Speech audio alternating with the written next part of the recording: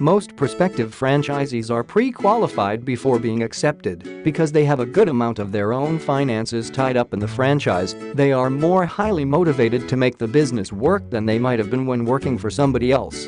Franchising has grown well beyond the fast food arena and now includes businesses like owning a professional sports team franchise within the National Martial Arts League. The National Martial Arts League is a national franchise chain currently seeking 32 motivated franchisees to form the first-ever professional point martial arts league. The idea of owning a franchise for some people is the ticket out of the rat race and into a world of financial independence and being their own bosses. For others, the idea of owning a franchise means risking not only a regular paycheck, but having to put up their own money and then agreeing to run the business according to someone else's guidelines.